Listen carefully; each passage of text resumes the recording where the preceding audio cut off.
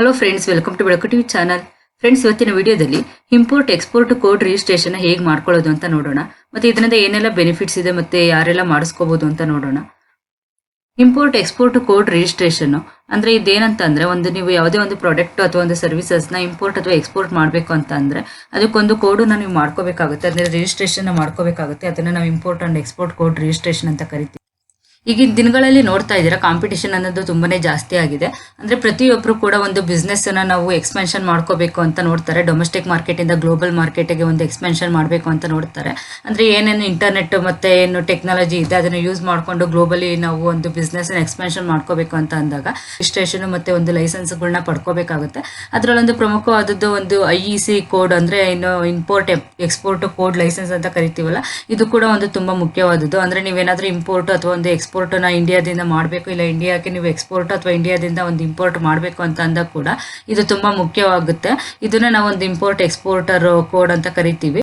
ಇದನ್ನ ಬಂದ್ಬಿಟ್ಟು ಒಂದು DGFT ಅಂದ್ರೆ direct general of foreign trade ಅಂತ ಏನಿದೆ ಇವ್ರು ಇಶ್ಯೂ ಮಾಡ್ತಾರೆ. ಇದು ಬಂದ್ಬಿಟ್ಟು 10 ಡಿಜಿಟ್ ಕೋಡ್ ಇರುತ್ತೆ. ಒಂದು ಲೈಫ್ ಟೈಮ್ ವ್ಯಾಲಿಡಿಟಿ ಕೂಡ ಇರುತ್ತೆ. ನೀವು ಅದಕ್ಕೆ ರಿನ್ಯೂವಲ್ ಮಾಡುವಂತ ಒಂದು ಅವಶ್ಯಕತೆ ಏನು ಇರೋದಿಲ್ಲ. ಇವಾಗ ನೀವು ಇದಕ್ಕೆ ರಿಜಿಸ್ಟ್ರೇಷನ್ ಮಾಡ್ಕೋಬೇಕು ಅಂತಂದ್ರೆ ಯಾವ್ದೆಲ್ಲ ಡಾಕ್ಯುಮೆಂಟ್ಸ್ ರಿಕ್ವೈರ್ಡ್ ಇರುತ್ತೆ ಅಂತ ನೋಡೋದಾದ್ರೆ, ಒಂದು ಇಂಡಿವಿಜುವಲ್ ಅಥವಾ ಫರ್ಮ್ಸ್ ಅಥವಾ ಕಂಪ್ನಿದೊಂದು ಕಾಪಿ ಆಫ್ ಪ್ಯಾನ್ ಕಾರ್ಡ್ ಇರಬೇಕಾಗುತ್ತೆ. ಮತ್ತೆ ಪ್ರೊಪ್ರೈಟರ್ ಒಂದು ವೋಟರ್ ID ಅಥವಾ ಒಂದು ಆಧಾರ್ ಕಾರ್ಡ್ ಅಥವಾ ಒಂದು ಪಾಸ್ಪೋರ್ಟ್ ಕಾಪಿ ಬೇಕಾಗುತ್ತೆ. ನೆಕ್ಸ್ಟ್ ಒಂದು ಪ್ರೂಫ್ ಆಫ್ ಎಸ್ಟಾಬ್ಲಿಷ್ಮೆಂಟ್ಗೆ ಒಂದು ಇನ್ಕಾರ್ಪೊರೇಷನ್ ಅಥವಾ ಒಂದು ರಿಜಿಸ್ಟ್ರೇಷನ್ ಆಫ್ ದ ಪಾರ್ಟ್ನರ್ಶಿಪ್ ಇರ್ಬೋದು, ಸೊಸೈಟಿ ಇರ್ಬೋದು, ಪ್ರೊಪ್ರೈಟರ್ಶಿಪ್ ಇರ್ಬೋದು, ಅಥವಾ ಫರ್ಮ್ ಅಥವಾ ಕಂಪ್ನಿ HUF ಇದು ಯಾವುದೇ ಒಂದು ಇನ್ಕಾರ್ಪೊರೇಷನ್ ಒಂದು ರಿಜಿಸ್ಟ್ರೇಷನ್ ಸರ್ಟಿಫಿಕೇಟ್ ಬೇಕಾಗುತ್ತೆ. ನೆಕ್ಸ್ಟ್ ಒಂದು proof of address of business premises ಬಂದ್ಬಿಟ್ಟು ಒಂದು ಸೇಲ್ ಡೀಡ್ ಇರ್ಬೋದು ಅಥವಾ ಲೀಸ್ ಡೀಡ್ ಇರ್ಬೋದು, ರೆಂಟ್ ಅಗ್ರಿಮೆಂಟ್ ಇರ್ಬೋದು, ಅಥವಾ ಒಂದು ಯುಟಿಲಿಟಿ ಬಿಲ್ ಅಂದ್ರೆ ಒಂದು ಎಲೆಕ್ಟ್ರಿಸಿಟಿ ಬಿಲ್ ಇರ್ಬೋದು. ಈ ತರದೊಂದು ಬಿಲ್ ಬೇಕಾಗುತ್ತೆ ಒಂದು ಪ್ರೂಫ್ ಆಫ್ ಅಡ್ರೆಸ್ ಆಫ್ ಪ್ರಿಮಿಸಸ್ಗೆ. ನೆಕ್ಸ್ಟ್ ಒಂದು ಇಂಡಿವಿಜುವಲ್ ಅಥವಾ ಒಂದು ಕಂಪ್ನೀಸ್ ಫರ್ಮ್ ಒಂದು ಕ್ಯಾನ್ಸಲ್ ಚೆಕ್ ಕಾಪಿ ಬೇಕಾಗುತ್ತೆ. ಅಂದ್ರೆ ಕರೆಂಟ್ ಬ್ಯಾಂಕ್ ಅಕೌಂಟ್ ಏನು ಯೂಸ್ ಮಾಡ್ತಾ ಇದ್ದೀರಾ ಅದರದೊಂದು ಕ್ಯಾನ್ಸಲ್ ಚೆಕ್ ಬೇಕಾಗುತ್ತೆ. ಇಷ್ಟು ಒಂದು ಡಾಕ್ಯುಮೆಂಟ್ಸ್ ಬೇಕಾಗ್ತವೆ. ನೆಕ್ಸ್ಟ್ ಒಂದು ಬೆನಿಫಿಟ್ಸ್ ಏನಿದೆ, ಒಂದು IEC ರಿಜಿಸ್ಟ್ರೇಷನ್ ಮಾಡ್ಕೊಳ್ಳೋದ್ರಿಂದ ಯಾವ್ದೆಲ್ಲ ಬೆನಿಫಿಟ್ಸ್ ಅನ್ನ ಪಡ್ಕೋಬಹುದು ಅಂತ ನೋಡೋದಾದ್ರೆ, ಒಂದು ಎಕ್ಸ್ಪೆನ್ಷನ್ ಆಫ್ ಬಿಸ್ನೆಸ್ ಮಾಡ್ಕೋಬಹುದು. ಅಂದ್ರೆ ಒಂದು IEC ಕೋಡ್ ಏನ್ ನೀವು ಯೂಸ್ ಮಾಡ್ತೀರಾ ಇದರಿಂದ ನಿಮ್ ಸರ್ವಿಸಸ್ ಇರ್ಬೋದು, ಒಂದು ಪ್ರಾಡಕ್ಟ್ ಇರ್ಬೋದು, ಇದನ್ನ ನೀವು ಒಂದು ಗ್ಲೋಬಲ್ ಮಾರ್ಕೆಟ್ಗೆ ಒಂದು ಎಕ್ಸ್ಪೆನ್ಷನ್ ಮಾಡ್ಬೋದು. ಏನ್ ಡೊಮೆಸ್ಟಿಕ್ ಮಾರ್ಕೆಟ್ ಒಂದು ಲೋಕಲ್ ಮಾರ್ಕೆಟ್ ಅಲ್ಲಿ ಇರುತ್ತೆ, ಇದು ನೀವು ಗ್ಲೋಬಲ್ ಮಾರ್ಕೆಟ್ಗೆ ಎಕ್ಸ್ಪೆನ್ಷನ್ ಮಾಡ್ಕೋಬಹುದು. ಒಂದು ನಿಮ್ ಬಿಸ್ನೆಸ್ ಅನ್ನ ಗ್ರೋ ಮಾಡ್ಕೋಬಹುದು ಅಂತಾನೆ ಹೇಳ್ಬೋದು. ನೆಕ್ಸ್ಟ್ ಒಂದು ಬೆನಿಫಿಟ್ಸ್ ಅನ್ನ ಪಡ್ಕೋಬಹುದು. ಬೆನಿಫಿಟ್ಸ್ ಅನ್ನ ಪಡ್ಕೋಬಹುದು. ಏನು ನೀವು import and export code registration ಮಾಡ್ಕೊಂಡ್ರೆ ಎಕ್ಸ್ಪೋರ್ಟ್ ಇಂಪೋರ್ಟ್ ಮಾಡಬೇಕಾದ್ರೆ ಒಂದು ಕಸ್ಟಮ್ಸ್ ಇರ್ಬೋದು ಅಥವಾ ಒಂದು ಎಕ್ಸ್ಪೋರ್ಟ್ ಪ್ರಮೋಷನ್ ಕೌನ್ಸಿಲ್ ಕಡೆಯಿಂದ ನೀವು ಸ್ವಲ್ಪ ಬೆನಿಫಿಟ್ಸ್ ಗಳನ್ನೆಲ್ಲ ಪಡ್ಕೋಬಹುದು. ನೆಕ್ಸ್ಟ್ ಒಂದು ರಿಟರ್ನ್ ಫೈಲಿಂಗ್ ಇರೋದಿಲ್ಲ ಇದಕ್ಕೆ, ನೋ ರಿಟರ್ನ್ ಫೈಲಿಂಗ್. ಅಂದ್ರೆ ನೀವು ಒಂದ್ಸತಿ ರಿಜಿಸ್ಟ್ರೇಷನ್ ಮಾಡ್ಕೊಂಡ್ರೆ, ಅಂದ್ರೆ ಇವಾಗ GST ಎಲ್ಲ ಮಂತ್ಲಿ ರಿಟರ್ನ್ ಎಲ್ಲ ಇರುತ್ತೆ. ಬಟ್ ಇದರಲ್ಲಿ ISC ರಿಜಿಸ್ಟ್ರೇಷನ್ ನೀವು ಮಾಡ್ಕೊಂಡ್ರೆ ಯಾವುದೇ ಒಂದು ನೀವು ಮಂತ್ಲಿ ರಿಟರ್ನ್ಸ್ ಇರ್ಬೋದು, ಫೈಲಿಂಗ್ ಯಾವುದೇ ರಿಟರ್ನ್ಸ್ ಮಾಡೋ ಒಂದು ಅವಶ್ಯಕತೆ ಇರೋದಿಲ್ಲ.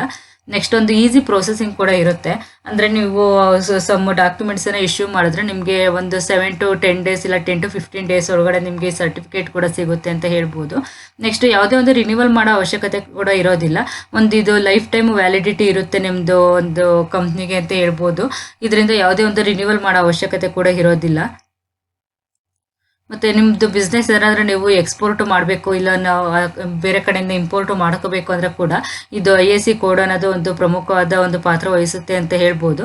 ಇದು ರಿಜಿಸ್ಟ್ರೇಷನ್ ಮಾಡ್ಕೊಂಡ್ರೆ ಇಷ್ಟೆಲ್ಲ ಬೆನಿಫಿಟ್ಸ್ ಕೂಡ ನೀವು ಪಡ್ಕೋಬಹುದು. ಇಂಪೋರ್ಟ್ ಎಕ್ಸ್ಪೋರ್ಟ್ ರಿಜಿಸ್ಟ್ರೇಷನ್ ಕೋಡ್ನ ಯಾರೆಲ್ಲ ಮಾಡಿಸ್ಕೋಬಹುದು ಅಥವಾ ಮಾಡಿಸ್ಕೋಬೇಕಾಗುತ್ತೆ ಅಂತ ನೋಡೋದಾದ್ರೆ, ಒಂದು ಪ್ರೊಪ್ರೈಟರ್ಶಿಪ್ ಅಥವಾ ಒಂದು ಇಂಡಿವಿಜುವಲ್ ಫರ್ಮ್ ಇರ್ಬೋದು, ಪಾರ್ಟ್ನರ್ಶಿಪ್ ಇರ್ಬೋದು, ಲಿಮಿಟೆಡ್ ಲಯಬಿಲಿಟಿ ಪಾರ್ಟ್ನರ್ಶಿಪ್ ಇರ್ಬೋದು, ಪ್ರೈವೇಟ್ ಲಿಮಿಟೆಡ್ ಇರ್ಬೋದು, ಗೌರ್ಮೆಂಟ್ ಅಂಡರ್ಟೇಕಿಂಗ್ಸ್ ಇರ್ಬೋದು, ಟ್ರಸ್ಟ್ ಇರ್ಬೋದು, 1 person ಕಂಪ್ನಿ ಇರ್ಬೋದು. ಈ ಅಂಡರ್ ಅಲ್ಲಿ ಯಾರು ಬರ್ತಾರೋ ಇವರೆಲ್ಲ ಏನಾದ್ರೂ ನೀವು ಇಂಪೋರ್ಟ್ ಎಕ್ಸ್ಪೋರ್ಟ್ ಬಿಸ್ನೆಸ್ ಮಾಡಬೇಕು, ಒಂದು ಇಂಟರ್ನ್ಯಾಷನಲ್ ಬಿಸ್ನೆಸ್ಗೆ ಎಕ್ಸ್ಪೆನ್ಷನ್ ಮಾಡ್ಕೋಬೇಕು ಅಂತ ಅನ್ನೋದಾದ್ರೆ ಇದೊಂದು ಇಂಪೋರ್ಟ್ ಎಕ್ಸ್ಪೋರ್ಟ್ ಕೋಡ್ ರಿಜಿಸ್ಟ್ರೇಷನ್ ಮಾಡಿಸ್ಕೊಳ್ಳೋದು ಕಂಪಲ್ಸರಿ ಆಗಿರುತ್ತೆ. ಇವಾಗ ನಿಮ್ದು ಪ್ಲಾನ್ ಇಲ್ಲದೆ ಇರ್ಬೋದು, ನೆಕ್ಸ್ಟ್ ಫ್ಯೂಚರ್ ಅಲ್ಲಿ ನಿಮ್ದು ಏನಾದರೂ ಎಕ್ಸ್ಪೋರ್ಟ್ ಇಂಪೋರ್ಟ್ ನೀವು ಮಾಡಬೇಕು ಅಂತ ಇದ್ರೆ ಈ IEC ಕೋಡ್ ರಿಜಿಸ್ಟ್ರೇಷನ್ ಮಾಡಿಸ್ಕೊಳ್ಳೋದೊಂದು ಕಂಪಲ್ಸರಿ ಆಗಿರುತ್ತೆ. ಈ ವಿಡಿಯೋದಲ್ಲಿ IEC ಕೋಡ್ ರಿಜಿಸ್ಟ್ರೇಷನ್ ಅಂದ್ರೆ ಏನು, ಮತ್ತೆ ಅದರಿಂದ ಏನೆಲ್ಲ ಬೆನಿಫಿಟ್ಸ್ ಇದಾವೆ, ಮತ್ತೆ ಯಾರೆಲ್ಲ ಮಾಡಿಸ್ಕೋಬಹುದು ಅನ್ನೋದನ್ನ ಡೀಟೇಲ್ ಆಗಿ ಹೇಳಿದ್ದೀವಿ. ನೆಕ್ಸ್ಟ್ ವಿಡಿಯೋದಲ್ಲಿ ಹೇಗೆ ರಿಜಿಸ್ಟ್ರೇಷನ್ ಮಾಡ್ಕೊಳ್ಳೋದು ಅನ್ನೋದು ಕೂಡ ಹೇಳ್ತೀವಿ. ನಿಮ್ಗೆ ಏನಾದರೂ ಬೇಕು, ಇಲ್ಲ ಏನಾದರೂ ಡೌಟ್ ಇದ್ರೆ, ಇಲ್ಲ ಏನಾದರೂ ನೀವು ಮಾಡಿಸ್ಕೋಬೇಕು ಅಂತ ಇದ್ರೆ ಸ್ಕ್ರೀನ್ ಮೇಲೆ ಕಾಣಿಸ್ತಾ ಇರೋ ನಂಬರ್ಗೆ ಕಾಂಟ್ಯಾಕ್ಟ್ ಮಾಡಿ ಅವ್ರ ಕಡೆಯಿಂದ ನೀವು ಮಾಡಿಸ್ಕೋಬಹುದು. ಈ ವಿಡಿಯೋ ನಿಮ್ಗೆಲ್ಲ ಇಷ್ಟ ಆಯಿತು ಅಂತ ತಿಳ್ಕೊತೀವಿ. ನಿಮ್ಮ ಫ್ರೆಂಡ್ಸ್ ನಿಮ್ಗೆ ಗೊತ್ತಿರೋರ್ಗೆ ಎಲ್ಲರಿಗೂ ಶೇರ್ ಮಾಡಿ. ಈ ವಿಡಿಯೋಗೆ ಒಂದು ಲೈಕು ಕೂಡ ಕೊಡಿ. ಏನಾದರೂ ಡೌಟ್ ಇದ್ರೆ ಕಮೆಂಟ್ ಬಾಕ್ಸಲ್ಲಿ ಕಮೆಂಟ್ ಕೂಡ ಮಾಡಿ. ಇಲ್ಲಿ ಮೈ ಕ್ಯಾಪಿಟಲ್ ಅಂಡ್ ಟ್ಯಾಕ್ಸ್ ಸೊಲ್ಯೂಷನ್ ಅಂದ್ಬಿಟ್ಟು ಆಡಿಟರ್ ಮತ್ತೆ ಟ್ಯಾಕ್ಸ್ ಕನ್ಸಲ್ಟೆಂಟ್ ಸರ್ವಿಸಸ್ ಇದಾವೆ.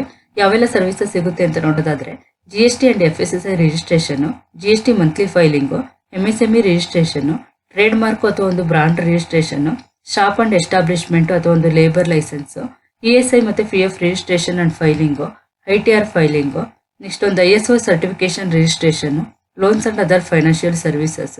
ಈ ಎಲ್ಲ ಸರ್ವಿಸಸ್ ಸಿಗುತ್ತೆ ನಿಮಗೆ. ಒಂದು ಕಾಂಟ್ಯಾಕ್ಟ್ ನಂಬರ್ ಮತ್ತೆ ಒಂದು ಅವ್ರ ಮೇಲ್ ID ಕೂಡ ಇದೆ.